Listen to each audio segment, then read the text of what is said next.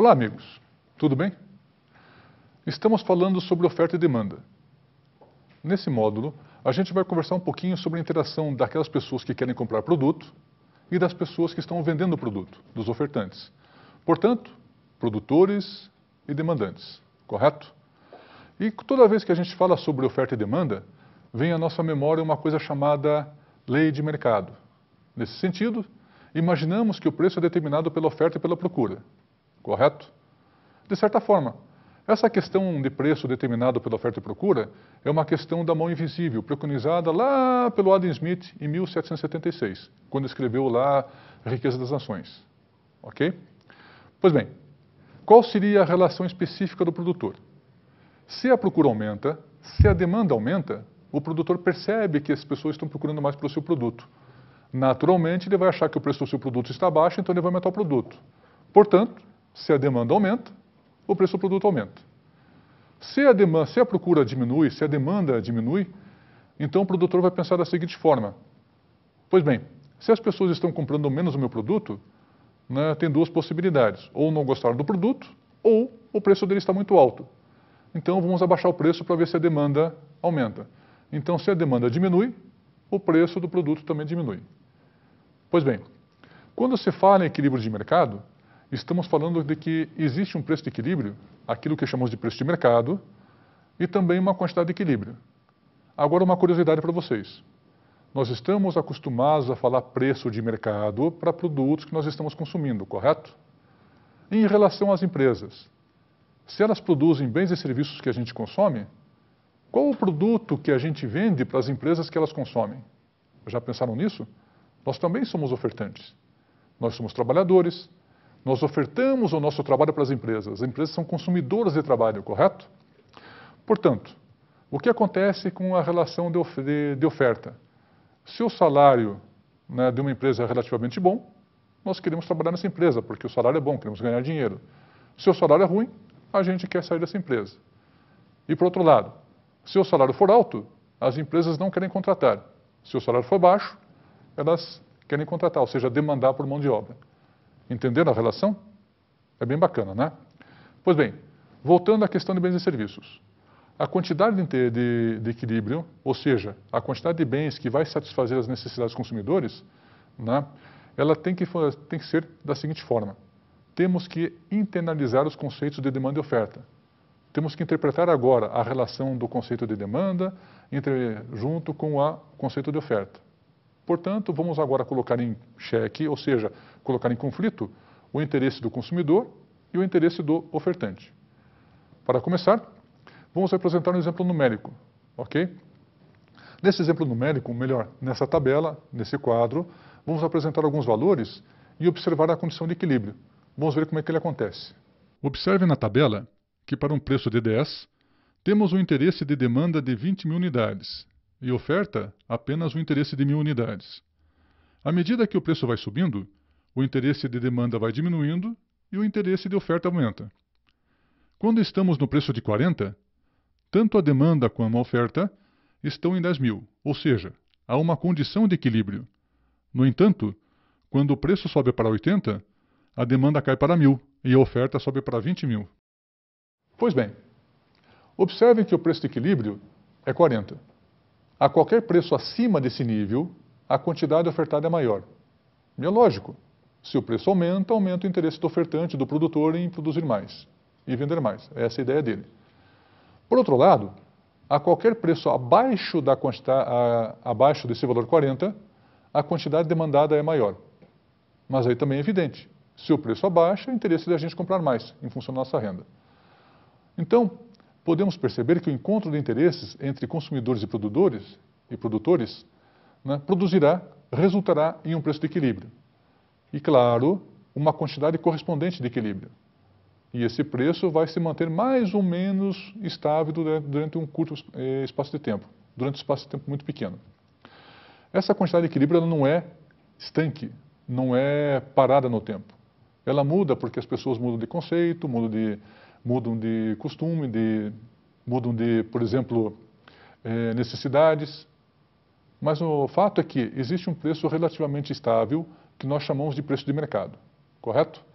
Portanto, Tanto o preço como a quantidade satisfazem nesse ponto o consumidor e o produtor. É isso que significa o ponto de equilíbrio. O produtor fica satisfeito com o preço e para de produzir, ou seja, para de produzir nessa quantidade que ele está ofertando. E o consumidor, ele acha que o preço está adequado em função a uma porção de outras variáveis, inclusive sua renda, e consome aquela quantidade que ele acha adequada em função de suas necessidades, tá certo? É esse ponto que se encontra o preço de mercado, nesse ponto de equilíbrio, também chamado lá por Adam Smith da mão invisível, ou seja, a mão invisível ela autorregula, ela regula o mercado de forma que não tenha outras questões a não ser as forças de mercado. O governo não interfere, nem um grande produtor interfere, tá certo? Pois bem, esse preço de mercado é o preço considerado normal para os produtores e para os consumidores. Vamos ver agora como isso fica quando representado graficamente. Observe no gráfico o preço de 10 unidades monetárias. Para esse preço, temos o interesse de demanda de 20.000 unidades. Porém, os ofertantes só oferecem 1.000 unidades. Observem que há um excesso de demanda do produto para o preço apresentado. Agora observem o preço de 40. Quando estamos nesse preço, tanto a demanda como a oferta estão em 10.000. Ou seja, há uma condição de equilíbrio. Vejam que não há excesso de demanda ou oferta. No entanto, quando o preço sobe para 80, a demanda cai para 1.000 e a oferta sobe para 20.000. Neste momento, temos um excesso de oferta do produto. Perceberam como os interesses dos consumidores são conflitantes em relação aos interesses dos ofertantes? É daí que vem aquele raciocínio de que quando falta o produto, o preço aumenta. E da mesma forma, raciocinamos que quando a oferta aumenta, o preço diminui. Mas isso é uma questão normal. Essa questão de oferta aumenta e o preço diminui, ele acontece justamente no final de algumas temporadas. Por exemplo, em mercado de roupas, na indústria têxtil, né? No início da temporada, onde as pessoas desejam comprar alguma novidade, o preço é relativamente alto, mas interpreto como sendo um preço de mercado, e as pessoas consomem aquelas roupas. No final da temporada, porque o produtor ficou com um determinado estoque em sua loja, ele acaba reduzindo os preços para verificar se consegue fazer capital de giro. E aí ele reduz os preços, faz as tais das promoções. E aí a gente fica feliz da vida, porque o seu preço daquele produto que a gente queria comprar não comprou porque estava alto, agora ele reduziu, a gente vai lá e compra. Percebem a relação?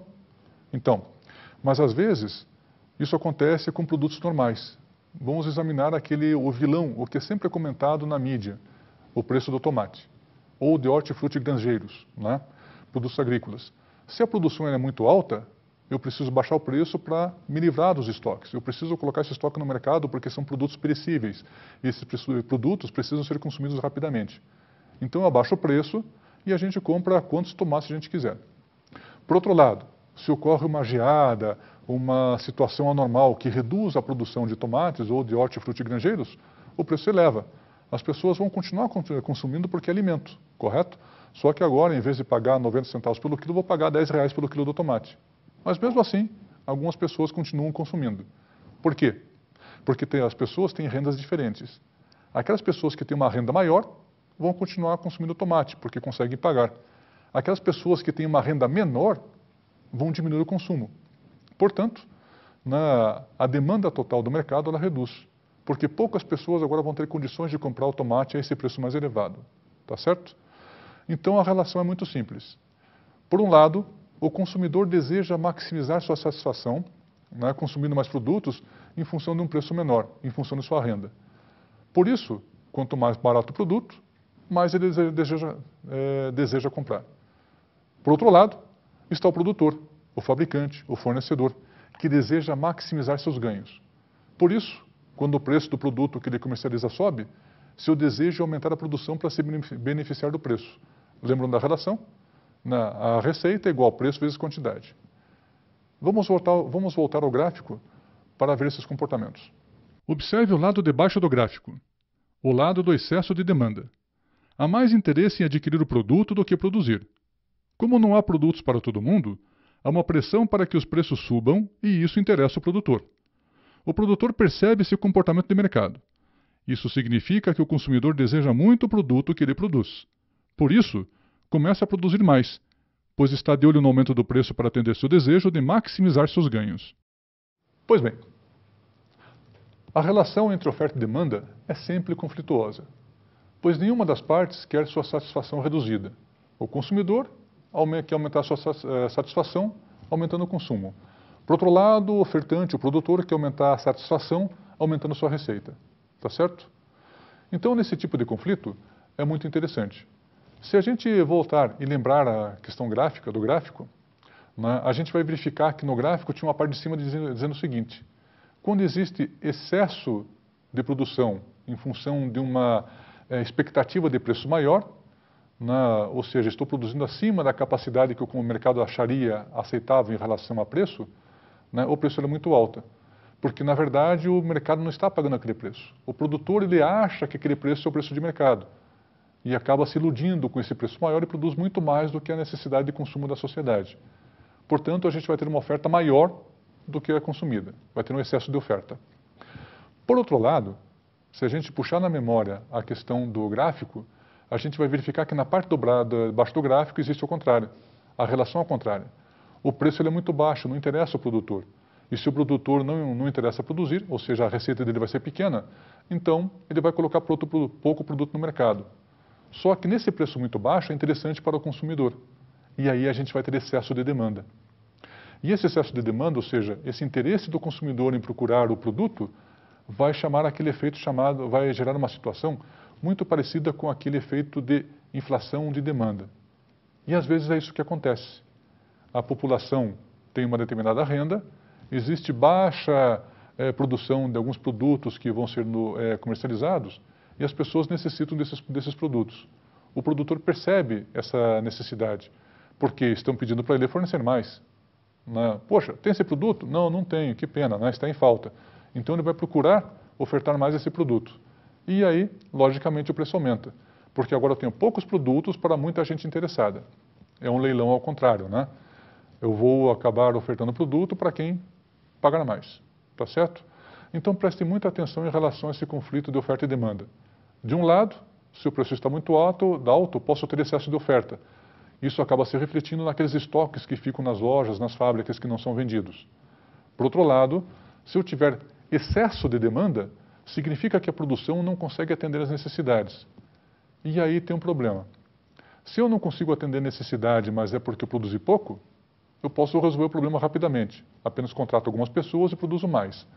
Agora, se essa necessidade ou essa oferta foi porque eu não tenho fatores de produção, eu preciso fazer investimentos, aí é um pouco mais complicado. Aí significa que no curto prazo eu não consigo atender às necessidades. Aí gera um processo inflacionário, que é a tal da inflação de demanda. Tá certo? O lado de cima apresenta o excesso de oferta. Há mais interesse em produzir do que em adquirir o produto. Como há produtos em excesso, ou seja, não há comprador suficiente, há uma pressão para que os preços baixem e isso interessa ao consumidor. No começo, somente os consumidores que possuem renda têm interesse para comprar o produto. À medida que o preço baixa, os consumidores com renda mais baixa começam a se interessar em adquirir os produtos. Por isso, quando os preços baixam, os ofertantes reduzem a produção e, ao mesmo tempo, há um aumento de consumo. Pois bem, o que devemos ter em mente é que o equilíbrio de mercado nunca será perfeito e sempre se encontra em mutação, pois ambos os lados nunca estão satisfeitos. Ok? Agora vamos refletir um pouco. Seria possível entender o comportamento do consumidor sem entender a lei do consumidor? Seria possível entender o comportamento do ofertante sem entender a lei, né, de oferta? O conceito de oferta, por exemplo? Fica complicado, né? Então, o conceito do consumidor, o conceito de demanda é muito importante e o conceito de oferta também é muito importante. Ok? Tendo isso em mente, fica fácil administrar uma empresa. Fácil? Fácil nada. Se eu entendo exatamente qual é o comportamento do consumidor, então eu consigo estabelecer quais seriam os fatores de produção necessários, qual seria a estrutura necessária, e eu preciso entender muito bem nesse mercado. Ok? Pois bem, se a gente conseguiu perceber essa relação entre oferta e demanda, mesmo de forma simplificada, atingimos o nosso objetivo.